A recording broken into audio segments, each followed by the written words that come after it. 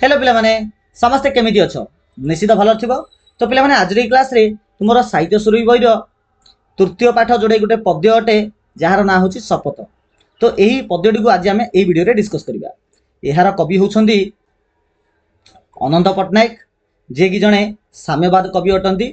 तो यही कविता माध्यम रे से कहिबाकू चाहिचंदी जे समाज रे केते उच्च नीच धनी गरीब अधिक पढ़िया लोक हूँ कि कम पढ़िया लोक हूँ तो समाज रे बहुत सारा मतभेद अच्छी बहुत सारा पार्थक्य अच्छी तथापि से चाहूँगी जे समाज रे गोटे समानता आसू गोटे श्रेणीहीन समाज किपरि गठन हो पारिबो ताहा करिया पई से चेष्टा करिसेंती। श्रेणीहीन समाज कहले हम कोन बुझिबा पिला माने ना श्रेणीहीन अर्थ होची जे समाज रे कोनसी श्रेणी नथिबो।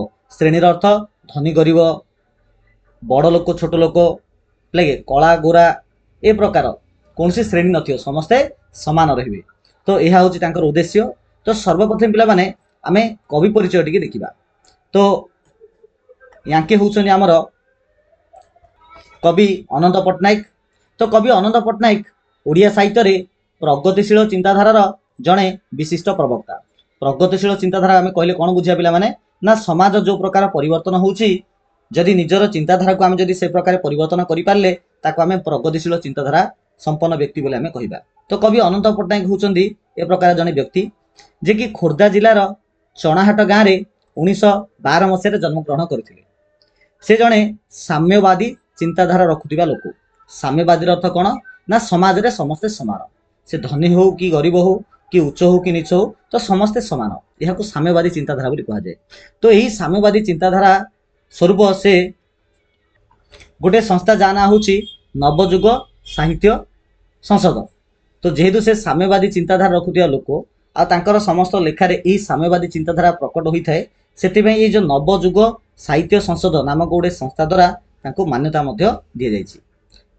कवि अनंत पट्टनायक द्वारा बहुत गुड जिन लिखा जाइए जमीती कि रक्त शिखा शांति शिखा तर्पण करे आजी अलोड़ा लोड़ा छाईर छिटा प्रभृति कविता ग्रंथ ताक द्वारा लिखा जाइए।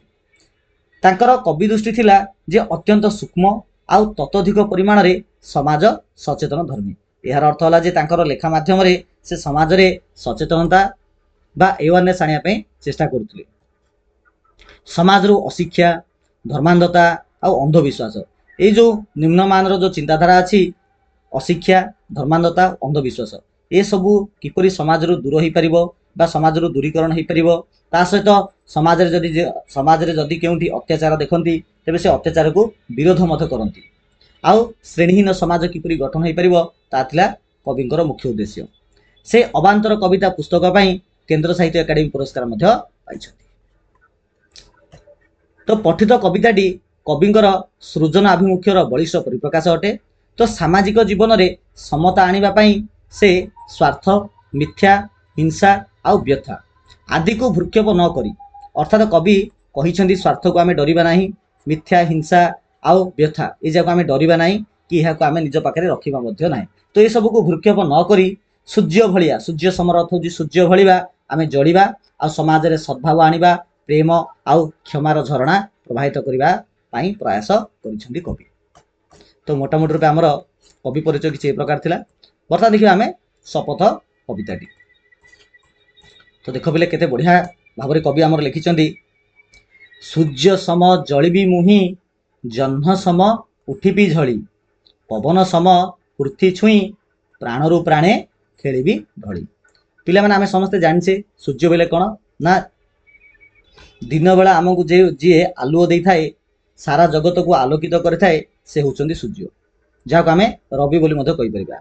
सूर्य सम एठारे समर अर्थ होची पिला माने समान समर अर्थ होची समान अर्थात सूर्यंको भलिया जलिबी अर्थात सूर्य जो प्रकार जलंती सूर्य जो प्रकार निजे जलंती एवं दुनिया को आलोकित करती अंधार को दूर करी समस्त को बाट देखाती आउ से आलोक को आधार करी आमे माने आमर दिनचर्या कार्य करुअछे आमर परिवार प्रतिपोषण करुअछे।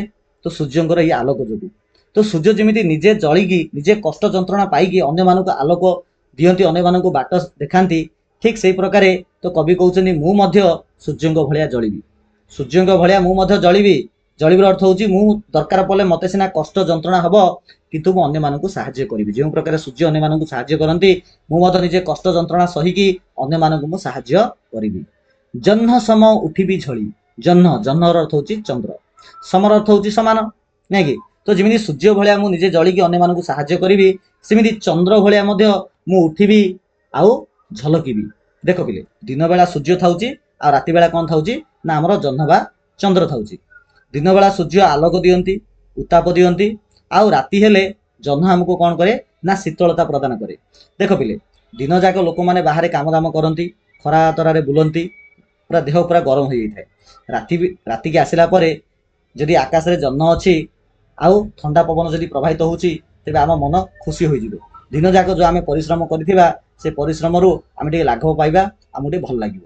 ତ ଏଠାରେ କବି କହୁଛନ୍ତି ଯେ ଯେଉଁ ପ୍ରକାର ରାତିର ଚନ୍ଦ୍ର ସବୁ ଲୋକମାନଙ୍କୁ ଶୀତଳତା ପ୍ରଦାନ କରେ, ସମସ୍ତଙ୍କ ମନ ଭିତରେ ଖୁସିର ଲହଡ଼ି ଖେଳେଇ ଦିଏ, ମୁଁ ମଧ୍ୟ ସେ ପ୍ରକାର ସମସ୍ତଙ୍କ ଜୀବନରେ ଶୀତଳତା ଆଣିବି, ସମସ୍ତଙ୍କୁ ଶାନ୍ତି ପ୍ରଦାନ କରିବି, ଆଉ ସମସ୍ତଙ୍କ ଜୀବନକୁ କିପରି ଉନ୍ନତି ହେବ ସେ ପ୍ରତି ମୁଁ ଚେଷ୍ଟା କରିବି। ପବନ ସମ ପୃଥ୍ୱୀ ଛୁଇଁ, ପବନ ଅର୍ଥ ପବନ, ସମର ଅର୍ଥ ହଉଛି ସମାନ। ତ ପବନ ଭଳିଆ ମୁଁ ପୃଥ୍ୱୀ ଛୁଇଁ, ପୃଥ୍ୱୀ ଛୁଇଁର ଅର୍ଥ ହଉଛି ପୃଥିବୀର ପ୍ରତ୍ୟେକ ଜାଗାକୁ ଛୁଇଁବି। ଦେଖ ପିଲେ, ପୃଥିବୀର ଏମିତି କୌଣସି ବି ଗୋଟେ ଜାଗା ନାହିଁ ଯେଉଁ ଜାଗାରେ ପବନ ପହଞ୍ଚି ନଥିବ। ବୁଝିଲା ପିଲାମାନେ? ତ ପୃଥିବୀର ଏମିତି କୌଣସି କୋଣ ଅନୁକୋଣ କୌଣସି ବି ଏମିତି ଜାଗା ନାହିଁ ଯୋଉଠିକି ପବନ ନ ପହଞ୍ଚିକି ଥିବ। ତ ପବନ ସବୁ ଜାଗାରେ ପହଞ୍ଚି ପାରୁଛି। ତ ଯଦି ପବନ ଯଦି ସବୁ ଜାଗାରେ ପହଞ୍ଚି ପାରୁଛି, ତ ମୁଁ ମଧ୍ୟ ପବନ ଭଳିଆ ପୃଥିବୀର ଯେକୌଣସି ଜାଗାରେ ପହଞ୍ଚିକି କଣ କରିବି ନା ଦୁଃଖୀ ଲୋକ ଏବଂ ସାହାଯ୍ୟ ଆବଶ୍ୟକ କରୁଥିବା ଲୋକମାନଙ୍କୁ ମୁଁ ସାହାଯ୍ୟ କରିବି। ତ ପବନ ଭଳିଆ ମୁଁ ପୃଥିବୀର ସେଇ ସମସ୍ତ ଜାଗାରେ ମୁଁ ପହଞ୍ଚିବି ଯେଉଁ ଜାଗାରେ ମୋର ଆବଶ୍ୟକତା ଥିବ ଆଉ ଅନ୍ୟକୁ ସାହାଯ୍ୟର ଆବଶ୍ୟକତା ଥିବ। ଆଉ ଦୁଃଖୀ ଲୋକ, ଦରିଦ୍ର ଲୋକ ଥିବେ, ମୁଁ ସେମାନଙ୍କୁ ସାହାଯ୍ୟ କରିବି। ପ୍ରାଣରୁ ପ୍ରାଣେ ଖେଳିବି ଢଳି, ପ୍ରାଣରୁ ପ୍ରାଣେ ଖେଳିବି ଢଳି। ଯଦି ମୁଁ ସୂର୍ଯ୍ୟଙ୍କ ଭଳିଆ ସମସ୍ତଙ୍କୁ ସାହାଯ୍ୟ କରିବି, ଚନ୍ଦ୍ର ଭଳିଆ ସମସ୍ତଙ୍କୁ ସାହାଯ୍ୟ କରିବି, ଆଉ ପବନ ଭଳିଆ ଯଦି ମୁଁ ସମସ୍ତଙ୍କୁ ସାହାଯ୍ୟ କରିବି, ତ ସମସ୍ତଙ୍କ ପ୍ରାଣରେ, ଏଠି ପ୍ରାଣରୁ ପ୍ରାଣରେ ଅର୍ଥ ହଉଛି ସମସ୍ତଙ୍କ ପ୍ରାଣରେ, ଯୋଉମାନଙ୍କୁ ମୁଁ ସାହାଯ୍ୟ କରିଥିବି ତ ସେମାନଙ୍କ ପ୍ରାଣରେ କଣ ନା ଢଳି ଖେଳିବି, ଖେଳିବି ଢଳି, ଅର୍ଥାତ୍ ସେମାନଙ୍କ ଭିତରେ ଗୋଟେ ଖୁସିର ମାହୋଲ ଆସିବ, ସେମାନେ ବହୁତ ଆନନ୍ଦିତ ହେବେ, ଆଉ ସେମାନଙ୍କର ଦୁଃଖ ଲାଘବ ମଧ୍ୟ ହେବ। ଠିକ ଅଛି ପିଲାମାନେ, ଚାଲ ନେକ୍ସଟ ପଂକ୍ତି ଦେଖିବା ବା ନେକ୍ସଟ ପଦ୍ୟ ଦେଖିବା। ଝରଣା ସମ ଝରିବି ହସି, ତୃଷ୍ଣାକାର ରଖିବି ନାହିଁ, ଶସ୍ୟ ଦଳେ ଧରିବି ଲସି, ଭୋକିର ଭୋକ ଜୀବରେ କାହିଁ। ତ କବି କହୁଛନ୍ତି ଯେ ଝରଣା ଭଳିଆ ମଧ୍ୟ ମୁଁ ହେବି, ଝରଣା ସମ ଝରିବି ହସି। ଦେଖ ପିଲେ, ଝରଣା ଯେତେବେଳେ ପ୍ରବାହିତ ହୁଏ, ଝରଣା ଯେତେବେଳେ ପ୍ରବାହିତ ହୁଏ, ସିଏ ତ ଝରଣାର ମୁଖ୍ୟତଃ ପିଲାମାନେ କାମ ହଉଛି ପ୍ରବାହିତ ହେବା। ତ ଝରଣା ପ୍ରବାହିତ ଯେତେବେଳେ ହୁଏ, ସେ ଖୁସିର ସହିତ ପ୍ରବାହିତ ହୁଏ, ସେ କେବେ ମଧ୍ୟ ମନ ଦୁଃଖ କରେ ନାହିଁ ଯେ ମୁଁ କାହିଁକି ପ୍ରବାହିତ ହଉଛି। ତ ଝରଣାର ତାର କାମ ହେଲା ସେ ପ୍ରବାହିତ ହେବା। ତ ଝରଣା ସମ ଝରିବି ହସି, ତ ମୁଁ ଝରଣା ଭଳିଆ ଝରି ଝରି ମୁଁ ପ୍ରବାହିତ ହେବି। ଏଠି ପ୍ରବାହିତ ହେବାର ଅର୍ଥ ହଉଛି ମୁଁ ମୋ କାମକୁ ଖୁସିର ସହ କରିବି। ଯେଉଁ ପ୍ରକାରେ ଝରଣା ହସି ହସିକିରି ନିଜର କାମକୁ କରୁଛି, ମୁଁ ମଧ୍ୟ ସେ ପ୍ରକାରେ ହସି ହସିକିରି ମୋର ଯାହା ଡ୍ୟୁଟି ଅଛି, ଯାହା କର୍ତ୍ତବ୍ୟ ଅଛି, ମୁଁ ତାକୁ କରିବି। ଆଉ ଝରଣା ପିଲାମାନେ ଯୋଉ ଜାଗା ଦେଇ ପ୍ରବାହିତ ହୋଇଥାଏ, ସେଠାର କୌଣସି ବି ଲୋକ ନାହିଁ, କେବଳ ମଣିଷ ନାହିଁ, ମଣିଷ ସହିତ ପଶୁ ପକ୍ଷୀ ମଧ୍ୟ କେହି ମଧ୍ୟ ତୃଷ୍ଣାର ଶିକାର ହୁଅନ୍ତି ନାହିଁ। ତୃଷ୍ଣାର ଅର୍ଥ ହଉଛି ଶୋଷ, ଅର୍ଥାତ୍ ଝରଣା ଯେଉଁ ଜାଗା ଦେଇ ପ୍ରବାହିତ ହୋଇଥିବ, ସେ ଜାଗାର ସମସ୍ତ ମଣିଷ, ସମସ୍ତ ଜୀବଜନ୍ତୁ, ସମସ୍ତ ପଶୁପକ୍ଷୀ ପାଣିର ଅଭାବରେ କେବେ ମଧ୍ୟ ମରିବେ ନାହିଁ ବା ଶୋଷ କାହାକୁ ହବ ନାହିଁ। କାହିଁକିନା ଯାହାକୁ ଶୋଷ ହେଲା ସେ ଆସିକି ଝରଣାର ପାଣି ପିଇବ। ସେମିତି ମୁଁ ମଧ୍ୟ ମୋର ଡ୍ୟୁଟି କରିବି, କର୍ତ୍ତବ୍ୟ କରିବି, ଏବଂ ମୋ ଠାରୁ ଯିଏ କିଛି ସାହାଯ୍ୟ ଆବଶ୍ୟକ କରୁଥିବ, ମୁଁ ତାକୁ ନିଶ୍ଚିତ ସାହାଯ୍ୟ କରିବି, ତାର ତୃଷ୍ଣାକୁ ମୁଁ କେବେ ମଧ୍ୟ ରଖିବି ନାହିଁ। ଯେଉଁ ପ୍ରକାର ଝରଣା ଲୋକମାନଙ୍କର, ପଶୁପକ୍ଷୀଙ୍କର, ଜୀବଜନ୍ତୁଙ୍କର ଯୋଉ ପ୍ରକାର ତୃଷ୍ଣାକୁ ଯେବେ ରଖେ ନାହିଁ, ମୁଁ ମଧ୍ୟ ସେମିତି ମୋ ଠାରୁ ଯିଏ ସାହାଯ୍ୟ ଆବଶ୍ୟକ କରୁଥିବ, ମୁଁ ସେମାନଙ୍କୁ ନିଶ୍ଚିତ ସାହାଯ୍ୟ କରିବି, ସେମାନଙ୍କର ତୃଷ୍ଣା ମୁଁ ନିବାରଣ କରିବି। ଶସ୍ୟ ଦଳେ ଧରିବି ଲସି, ଭୋକିର ଭୋକ ଜୀବରେ କାହିଁ। ଶସ୍ୟ, ଦେଖ ପିଲେ, ଶସ୍ୟର ଅର୍ଥ ଆମେ କଣ ବୁଝିବା? ଧାନ, ବିରି, ମୁଗ, এই ଯାକୁ ଆମେ ଶସ୍ୟ, ଆଉ ଏଥିରେ ପିଲାମାନେ ଫ୍ରୁଟ୍ସ ଅର୍ ଭେଜିଟେବୁଲ ବି ଆମେ ଆଡ୍ କରିପାରିବା। ତ ଶସ୍ୟର ଅର୍ଥ ଆମେ ସାମୂହିକ ରୂପେ ଏମିତି କିଛି ବୁଝିବା। ଯେତେବେଳେ ପିଲାମାନେ ଆମକୁ ଭୋକ ଲାଗେ, ଆମେ କଣ କରୁଛେ ନା ଶସ୍ୟଯୁକ୍ତ ଖାଦ୍ୟ ଆମେ କିଛି ଖାଉଛେ। କଣ କହୁଛେ ନା ଶସ୍ୟଯୁକ୍ତ କିଛି ଖାଦ୍ୟ ଆମେ ଖାଉଛେ। କିନ୍ତୁ ପିଲାମାନେ ଦୁନିଆରେ ଏମିତି ବି କିଛି ଲୋକ ଅଛନ୍ତି ଯୋଉମାନଙ୍କୁ ଖାଇବାକୁ ମିଳୁନାହିଁ। ତ କବି କହୁଛନ୍ତି ଯେ ମୁଁ ସେ ଶସ୍ୟ ଭଳିଆ ହେବି, ଆଉ ଯୋଉ ଲୋକମାନଙ୍କୁ ଖାଇବାକୁ ମିଳୁନି ବା ଯୋଉମାନଙ୍କର କିଛି ଅସୁବିଧା ଅଛି, ମୁଁ ସେମାନଙ୍କ ପାଖରେ ପହଞ୍ଚି ଯିବି, ଆଉ ସେମାନଙ୍କର ଭୋକକୁ ମୁଁ ନିବାରଣ କରିବି, ସେମାନଙ୍କୁ ଯାହା ସାହାଯ୍ୟର ଆବଶ୍ୟକତା ଥିବ ମୁଁ ତାଙ୍କୁ ସେ ପ୍ରକାର ସାହାଯ୍ୟ କରିବି। ତ ଶସ୍ୟ ଦଳେ ଧରିବି ଲସି, ଲସି ବେଲେ କଣ ପିଲାମାନେ? ଏଠାରେ ଲସିର ଅର୍ଥ ତମେ ଯୋଉ 20 କି 30 ଟଙ୍କା ଦେଇକି ଯୋଉ ଗୋଟେ ଗ୍ଲାସ କିଣୁଛ, ମାନେ ଖରାଦିନେ ଯୋଉ ପିଉଛ, ଆମେ ଯୋଉ ପିଉଛେ ପିଲାମାନେ, ତାକୁ ଏଠି ଲସି ହିସାବରେ କୁହାଯାଇନି। ଏଠାରେ ଲସିର ଅର୍ଥ ଆମେ ରସ ବୋଲି କହିପାରିବା। ମାନେ ଦେଖ, ଯଦି ମୁଁ ଗୋଟେ ଆମ୍ବ ଖାଇବି, ପିଲାମାନେ ଆମ୍ବରେ ରସ ଅଛି ନା ନାହିଁ? ଜାମ ଖାଇବି, ସେଥିରେ ବି ରସ ଅଛି। କଦଳୀ ଖାଇବି କିମ୍ବା ଅଙ୍ଗୁର ଖାଇବି କିମ୍ବା ଆମର ଧାନ ବିରି ମୁଗ ଯାହା ବି କିଛି ହଉ ଆମେ ଖାଇଲେ ସେଥିରେ କିଛି ଟେଷ୍ଟ ତ ଅଛି ନା, କିଛି ରସ ତ ଅଛି ନା, ତାକୁ ଏଠାରେ ଲସି ବୋଲି ଏଠି କୁହାଯାଇଛି। ତ ଶସ୍ୟ ଦଳେ ଧରିବି ଲସି, ଶସ୍ୟ ଦଳେ ଧରିବି ଲସିର ଅର୍ଥ ହଉଛି ମୁଁ ଶସ୍ୟ ଧରିବି। ଯେଉଁ ଲୋକଙ୍କୁ ଭୋକ ଥିବ, ଯେଉଁ ଲୋକଙ୍କୁ କିଛି ଆବଶ୍ୟକ ଥିବ, ମୁଁ ସେମାନଙ୍କ ପାଖରେ ମୁଁ ପହଞ୍ଚିଯିବି। ଆଉ ମୁଁ ଥିବା ପର୍ଯ୍ୟନ୍ତ କୌଣସି ଲୋକ ଭୋକରେ ମଧ୍ୟ କେହି ମରିବେ ନାହିଁ। ତାପରେ ନେକ୍ସଟ ଆମେ ପଂକ୍ତିକୁ ଦେଖିବା। ଅଗ୍ନି ସମ ଦହିବି ସୁଖେ, ସ୍ୱାର୍ଥୀ ଜନ ମିଥ୍ୟା କଥା, ଜଳର ସମ ସ୍ୱଚ୍ଛ ମୁଖେ, ନଥିବ କେବେ ହିଂସା ବ୍ୟଥା। ଏଠାରେ ପିଲାମାନେ ଅଗ୍ନିର ଅର୍ଥ ହେଉଛି ନିଆଁ। ପିଲାମାନେ ଅଗ୍ନିର ଅର୍ଥ କ'ଣ ଅଟେ? ନା ନିଆଁ ଅଟେ। ଦହିବିର ଅର୍ଥ କ'ଣ? ନା ଦହିବିର ଅର୍ଥ ହେଉଛି ଜାଳିବା। ଦହିବିର ଅର୍ଥ ହେଉଛି ଜାଳିବା। ଠିକ ଅଛି। ତ ଅଗ୍ନି ସମ ଦହିବି ସୁଖେ, ସୁଖୀର ଅର୍ଥ ହେଉଛି ଖୁସିରେ। କୋଉଥିରେ? ନା ଖୁସିରେ। ତ ଅଗ୍ନି ଭଳିଆ ବା ଅଗ୍ନି ଯେମିତି ଜାଳେ, ଅଗ୍ନିର କାମ ହେଉଛି ପିଲାମାନେ ଜାଳିବା। ସୁଖୀର ଅର୍ଥ ହେଉଛି ଖୁସିରେ। ତ ଅଗ୍ନି ଯେମିତି ଜାଳେ ମୁଁ ମଧ୍ୟ ସେମିତି ଜାଳିବି, ଖୁସିର ସହ ଜାଳିବି। କାହାକୁ? ନା ଯୋଉ ଲୋକ ସ୍ୱାର୍ଥୀ ହେଇଥିବ। ସ୍ୱାର୍ଥୀ ଆମେ କାହାକୁ କହିବା? ନା ଯିଏ କେବଳ ନିଜ କଥା ବୁଝୁଥିବ, ଅନ୍ୟମାନଙ୍କର ଦୁଃଖ ସୁଖ କଥା ଚିନ୍ତା କରୁନଥିବ, ସେମାନଙ୍କୁ ଆମେ ସ୍ୱାର୍ଥୀ କହିବା। ଆଉ ଜନର ଅର୍ଥ କ'ଣ? ନା ଜନର ଅର୍ଥ ହେଉଛି ପିଲାମାନେ ଲୋକ। ତ ସ୍ୱାର୍ଥୀର ଅର୍ଥ ହେଉଛି ଯିଏ ନିଜ କଥା କେବଳ ଚିନ୍ତା କରୁଥିବ, ଅନ୍ୟ କାହା କଥା ଚିନ୍ତା କରୁନଥିବ। ଜନର ଅର୍ଥ ହେଉଛି ଲୋକ। ତ ଯୋଉ ଲୋକ ସ୍ୱାର୍ଥୀ ଜନ ହେଇଥିବେ ଆଉ ଯିଏ ମିଥ୍ୟା କଥା କହୁଥିବ, ସେ ସମସ୍ତଙ୍କୁ ମୁଁ ଅଗ୍ନି ଭଳିଆ ଜାଳିବି। ଆଉ ଜାଳିକି ମୁଁ ଦୁଃଖ ପ୍ରକାଶ କରିବିନି, ମୁଁ ଖୁସି ହେବି। ମୁଁ ଖୁସିର ସହ ସେମାନଙ୍କୁ ଜାଳିବି। ଜଳର ସମ ସ୍ୱଚ୍ଛ ମୁଖେ, ନଥିବ କେବେ ହିଂସା ବ୍ୟଥା। ଜଳ ଅର୍ଥ ପାଣି, ନାଇଁ କି?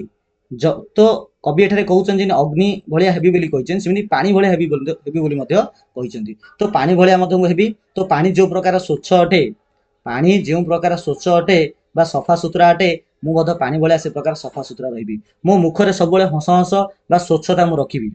ଆଉ ମୁଁ ଥିବା ପର୍ଯ୍ୟନ୍ତ କେବେ ମଧ୍ୟ ସଂସାରରେ ହିଂସାକୁ ଆଣିବାକୁ ଦେବିନି। ହିଂସା ଏବଂ ବ୍ୟଥାକୁ ମୁଁ ଆଣିବାକୁ ଦେବି ନାହିଁ। ତ ଜଳର ଭଳିଆ ମୁଁ ହେବି। ସବୁବେଳେ ଜଳ ଯେମିତି ସ୍ୱଚ୍ଛ ରହୁଛି, ମୁଁ ମଧ୍ୟ ସେମିତି ସବୁବେଳେ ସ୍ୱଚ୍ଛ ରହିବି। ସମସ୍ତଙ୍କ ସେବା କରିବି। ଆଉ ସମାଜରେ ହିଂସା ଓ ବ୍ୟଥା କେବେ ଆସିବାକୁ ମୁଁ ଦେବି ନାହିଁ। ପକ୍ଷୀ ସମ ଗାଇବି ଗୀତି, ହୃଦୟରୁ ହୃଦୟ ଉଠିବି ବାଜି, ପଦ୍ମ ସମ ତୋଳିବି ନୀତି, ଅରୂପ ରୂପ ରଙ୍ଗେ ସାଜି। ପକ୍ଷୀ, ତ କବି ଏଠାରେ ପକ୍ଷୀ ମଧ୍ୟ ହେବା ପାଇଁ ଚାହିଁଛନ୍ତି।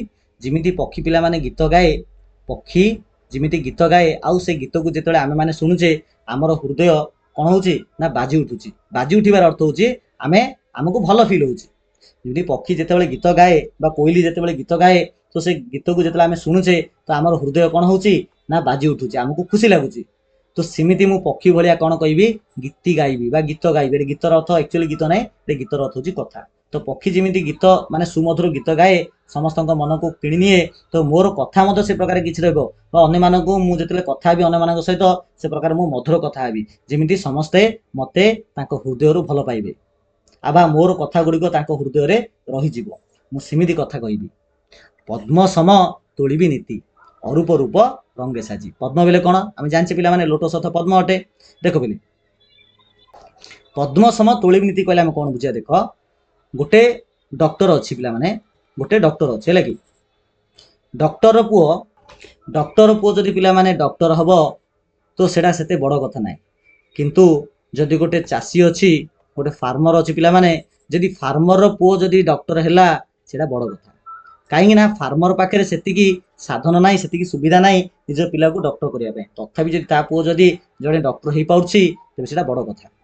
ତ କହିବାର ଅର୍ଥ ହେଲା ଯେ ଖରାପ ପରିସ୍ଥିତିରେ ମଧ୍ୟ ଯଦି ସେ ଖରାପ ପରିସ୍ଥିତିକୁ ଆଜ ଏ ଚ୍ୟାଲେଞ୍ଜ ହିସାବରେ ଗ୍ରହଣ କରି ଆଉ ସେ ଖରାପ ପରିସ୍ଥିତିରୁ ଯଦି ବାହାରି ପାରିବା, ତେବେ ତାକୁ ଆମେ ପଦ୍ମ ସମ ତୋଳିବି ବୋଲି କହିବା। ଯେଉଁ ପ୍ରକାର ଦେଖ ପିଲାମାନେ, ପଙ୍କ ଭିତରେ ଯଦି ସୁନ୍ଦର ଫୁଲଟିଏ ଫୁଟୁଛି, ପଙ୍କ ଭିତରେ, ପଙ୍କ ଅର୍ଥ କ'ଣ? ନା ଯେଉଁ ଜାଗା ବହୁତ ମଇଳା ଅଟେ, ଯୋଉଠିକି ଯିବା ପାଇଁ ଲୋକମାନେ ପସନ୍ଦ କରନ୍ତି ନାହିଁ। କିନ୍ତୁ ସେଇ ପଦ୍ମ ଭିତରେ ଯଦି ଗୋଟେ ସୁନ୍ଦର ଫୁଲଟିଏ ଯଦି ଫୁଟୁଛି, ତେବେ ଆମକୁ ଚିନ୍ତା କରିବାକୁ ପଡ଼ିବ ଯେ ସେହି ଫୁଲଟି କେତେ ପରିଶ୍ରମ ନ କରିଥିବ। ତ ମୁଁ ମଧ୍ୟ ପଦ୍ମ ଭଳିଆ ସେମିତି ବଡ଼ ହେବି। ତ କବି କହୁଛନ୍ତି ମୁଁ ମଧ୍ୟ ପଦ୍ମ ଭଳିଆ ସେମିତି ବଡ଼ ହେବି। କହିବାର ଅର୍ଥ ହେଲା ଯେ ମୋର କେତେ ପର୍ସନାଲି ବା ବ୍ୟକ୍ତିଗତ ହିସାବରେ ମୋର କେତେ ସମସ୍ୟା ଥାଉ ନା କାହିଁକି, ଯେତେ ଅସୁବିଧା ଥାଉ ନା କାହିଁକି, ମୋ ପରିବାରରେ କେତେ ଦୁନିଆ ସମସ୍ୟା ଥାଉ ନା କାହିଁକି, ହେଲେ ମଧ୍ୟ ମୁଁ ସବୁବେଳେ ସତ୍ମାର୍ଗରେ ଯିବି। ଆଉ ଏମିତି କିଛି ବଡ଼ କାମ କରି ଦେଖେଇବି ଯାହାକି ସମାଜର ଲୋକମାନେ ଆଚମ୍ବିତ ହେଇଯିବେ। ଆଉ ମୋର କର୍ମ ଦ୍ୱାରା ଅରୂପ ରୂପ ରଙ୍ଗେ ସାଜି। ଅରୂପର ଅର୍ଥ ଆମେ କ'ଣ ବୁଝିବା? ନା ଯାହାର ରୂପ ନାହିଁ। ଆଉ ରୂପର ଅର୍ଥ ଯାହାର ରୂପ ଅଛି। अर्थात जार थाउ कि न थाउ से रूप माने जार रूप थाउ कि न थाउ तो मु समस्त जीवन रे रंग सजीबी अर्थात मु मोर सत्कर्म द्वारा समस्त जीवन रे मु रंग खेलीदेवी समस्त जीवन को मु बहुत मजादार करदेवी से अरूप हो कि रूप हो। अद्रिसम धैर्य धरी वज्रपाते रही धीर गर्व भरे धर्मे बरी कर्मे मोर टेकिबी शिर। अद्रिसम धैर्य धरी पिला माने अद्रि बेले कौन अद्रिर अर्थ होची पहाड़ पर्वत ठीक अच्छे तो अद्रिसम धैर्य धरी जो प्रकार पहाड़ पर्वत स्थिर भाव रही है देख केते बन्या बात्या मरुड़ी भूमिकंप केते कौन हेले मध्य जो पहाड़ पर्वत थाई पिला माने ता सब स्थिर रहे तो मु मध्य पहाड़ पर्वत भलिया मु धैर्य धरिकी रहिबी। वज्रपाते रही धीर वज्रपात अर्थ होची जीवन केते असुविधा जीवन रे केते विपद असुविधा आसिले मध्य मु धैर्य धरिकी रहिबी जो प्रकार पर्वत स्थिर होई रही थाए मु मध्य सेमिति केते मो जीवन रे विपद आसिले मध्य मु स्थिर रहिबी बा मोर कर्मपथ आगरे केते वज्रपात भलिया असुविधा आसिले मध्य मु केबे मध्य डरिबी नाही कि मु मोर कर्मपथरु घुंचिबी नाही।